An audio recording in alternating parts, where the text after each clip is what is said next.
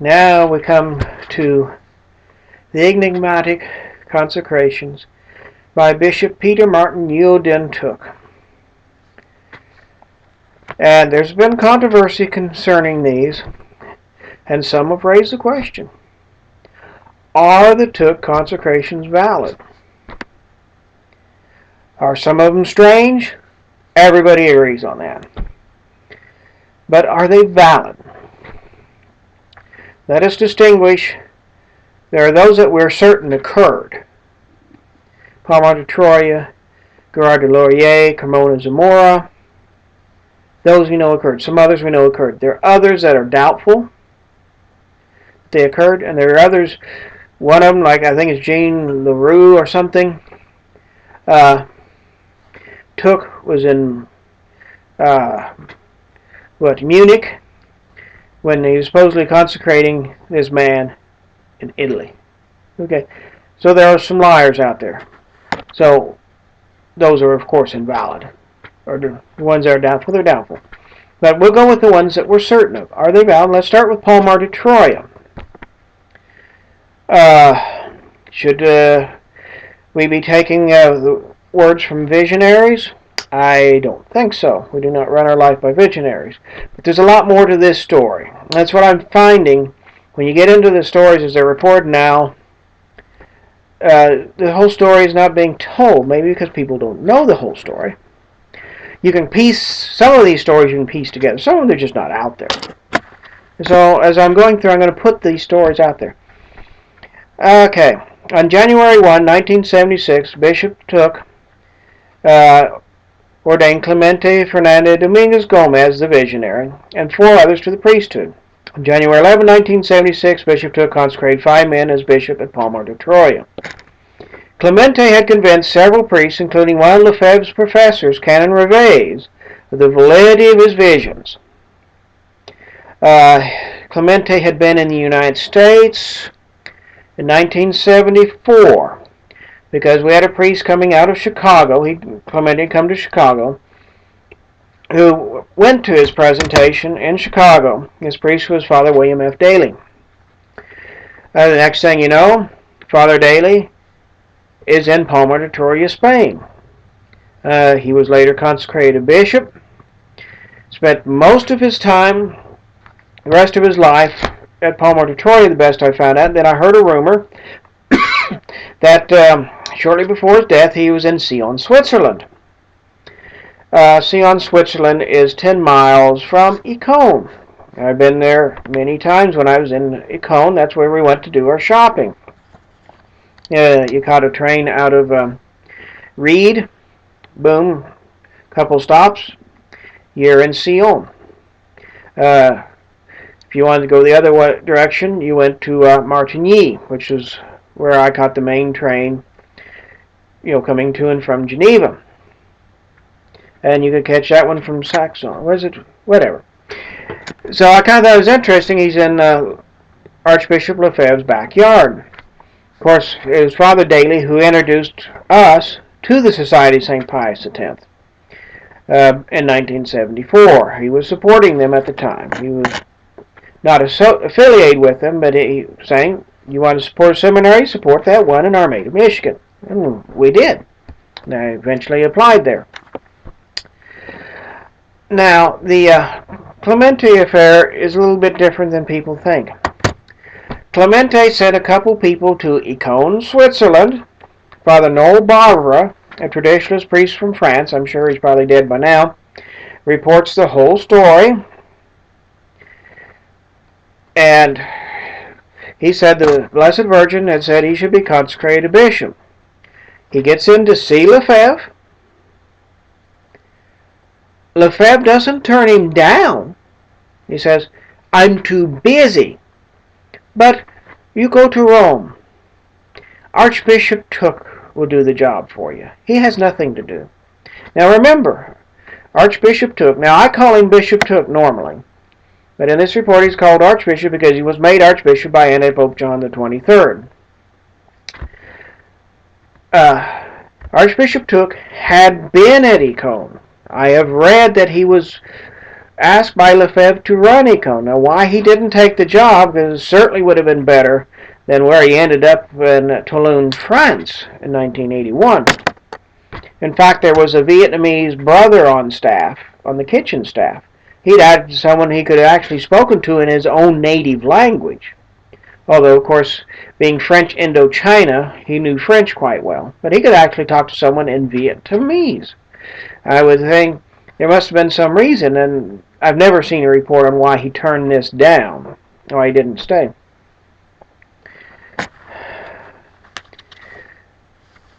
And so we find that Bishop Thuc is persuaded by the Clemente people to go and perform the consecrations.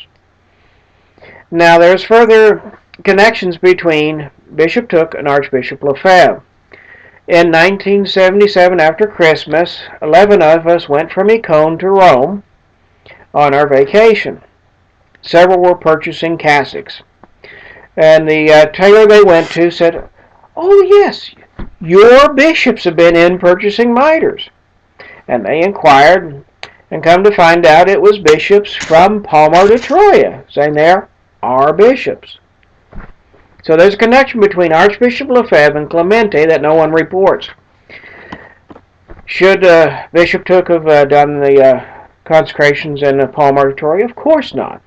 None of these ordination consecrations are taking place. Are they valid? Yes, they are. Now, the Palmarian line, you have to be careful for validity, because I understand Clemente did change the rites of the sacraments when he found his Palmarian church after he declared himself from a vision. The first story that went around is that a butterfly landed on his windowsill when Paul VI died and said, "You're Pope." So you would have to be careful there. There are some traditionalist priests out there running around who trace their orders to Clemente and Palmar de Troya. Now, these priests and bishops have long ago separated from Palmar. And so there you have it. Now, Bishop Thuc was not settled. As I say, he had a saying, "I have mitre, will travel." He consecrated other bishops for the old Catholics. Some of these are verified, okay? Verified consecrations took place. And so the fact that he consecrated a lot of people does not mean they're invalid. A lot of people jump to the conclusion that all these things are just invalid. And like, you're not valid, but I am, so I've got something you don't have. But that's not the point. None of these are legitimate. None of them should be touched by Catholics until these priests and bishops reconcile with the Catholic Church. But as for validity, it certainly is there. We'll come to the 1981 consecration. On May 7, 1981, Bishop Thuc consecrated the former Ngo-Dihn professor, Abbé Gerard de Laurier, which he would have met when he was there. On October 17, 1981, Bishop Thuc consecrated Fathers Moises Carmona Rivera and Adolfo Zamora as bishops. I've met Carmona and Zamora in May 1982 at a bishops' meeting hosted by Bishop George Musey. Doubts have been raised about both consecrations, but some of the ones raising the doubts, like Bishop Donald Sanborn, obviously have set them aside because they've now accepted ordination there. Another one was Father Anthony Giacata, who interviewed Doctors Hiller and Heller.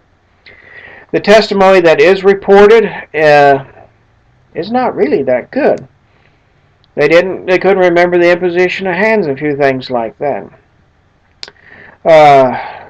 There was the question of a lack of consecration certificates, which apparently Father Giacata said that one's been set aside. I don't know that that's ever been posted to the internet, but it may have been. Okay, now once we get past the meowing cats and the telephone on the altar, I've seen. If you look at that one picture, it's kind of grainy. It's at Einsicht. It's einsicht.de or something. It's close to that. You can find it. There is a telephone there. Apparently, Bishop Thuc's apartment was quite small, and that's what I kind of wonder is why Doctors Hiller and Heller didn't try to get him better accommodations. Why didn't they been working with him before?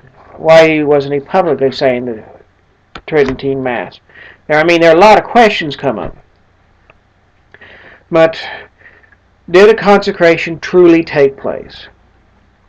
Now let us consider who was consecrated. Gerard de Laurier is said to have written the Ottaviani Intervention. Carmona and Zamora with Father Saints Arriaga. There were no dummies. All right. I think it was Carmona was supposed to have been a seminary professor. All right. Doctors Hiller and Heller were staunch traditionalists.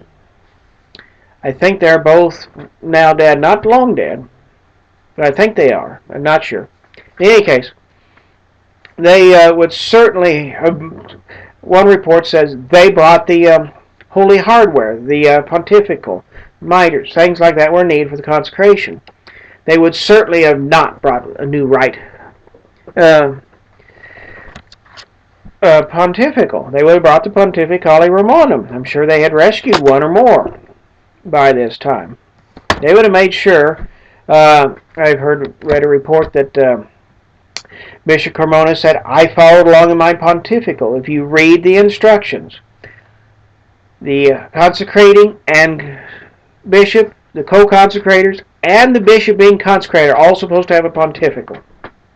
So they can follow along. Okay? They can follow along with the rite. And I'm sure they would have paid attention especially to the essential form. Okay? So these guys are no dummies. They would have paid attention. Now, one letter of Bishop Carmona's is interpreted to read that the new rite was used. And if you read it one way, it does sound that way. But when you stop and think about and realize who Moises Carmona is, or was, he's dead now, he was definitely not going to be going with the new rite in any way, shape, or form. I could see them saying, if you're not using the old rite, I'm out of here. So we can set that aside. Was it an ideal place to have an Episcopal consecration? No. But I've read of it happening everywhere from pubs on up. Does that make it invalid? Absolutely not. Matter, form, and intention. We all know this. Now we come to the question of Thuc's alleged senility. Was he insane or senile, and therefore incapable of conferring a sacrament? There are many reports now on the internet. I've looked at a few of them recently and I've seen them in the past from people who knew him. One of them is a person I know well, now Bishop Neil Webster, who was ordained by a Palmarian bishop and consecrated by Bishop Francis Slupski of the Thuc line. Okay? He has an interesting video where he talks about his time in Bishop Louis Vesalius' monastery in Rochester, New York. One of the things he discusses is his time coincide with Bishop Thuc's own time there. He served Bishop Thuc's Mass. Okay? Neil Webster had been in Armada in 1977 while I was in Econe. He was dismissed without cause, which was a common thing out of Armada, and appealed his dismissal to Econe. I was there when he arrived, and I've crossed paths with him several times since. I would believe that he would be an honest witness. These others are as well. I won't go into all their reports. You can go Google them and look them up if you wish. I will go into a report that is not reported there. Many years ago, in 1978, I was in Dickinson, Texas, at Queen of Holy Angels, SSPX Chapel. 18-year-old girl was killed in an auto accident from Port Arthur, Texas. Well, Father Peter Tran Van Quat had a Vietnamese parish in Port Arthur, Texas. That's when I first met him. We were to cross paths several times up until 1989 when I was investigating the claim that Giuseppe Cardinal Siri was elected Pope in 1963 in both 78 elections. I'll cover that. I think I have covered that in a separate video way back. In any case, we got to talking about Bishop Thuc. Quat met Bishop Thuc. He's now known as Father Quat Van Tran. He reversed his name.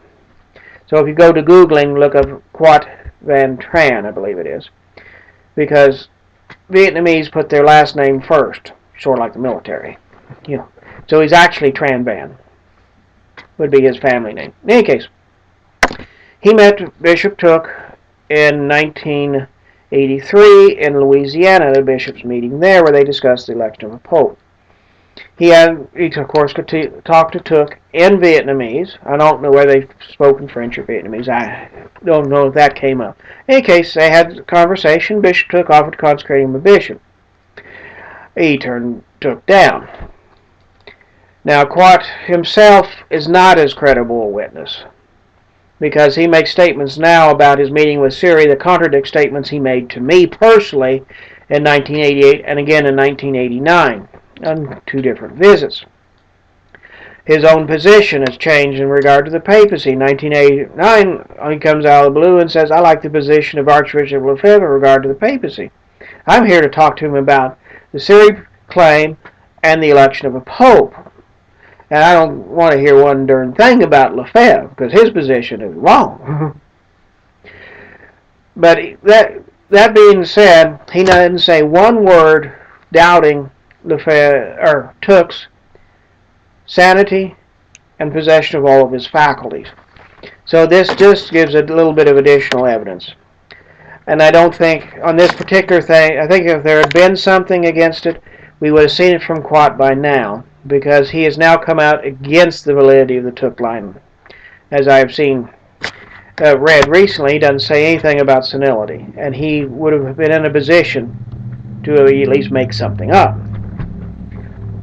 So Thuc was not senile or insane from all the evidence it's seen, especially when considering Neil Webster's testimony is from after the 81 consecrations, a couple of years after. I think it was 1983.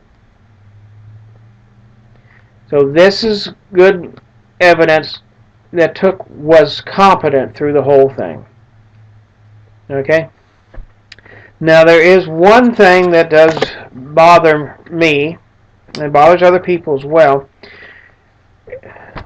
On the Holy Thursday prior to the consecration in 1981, Thuc concelebrated the Novus Ordo with the Bishop of Toulon and the bishop and the priests of that diocese that were present in the cathedral.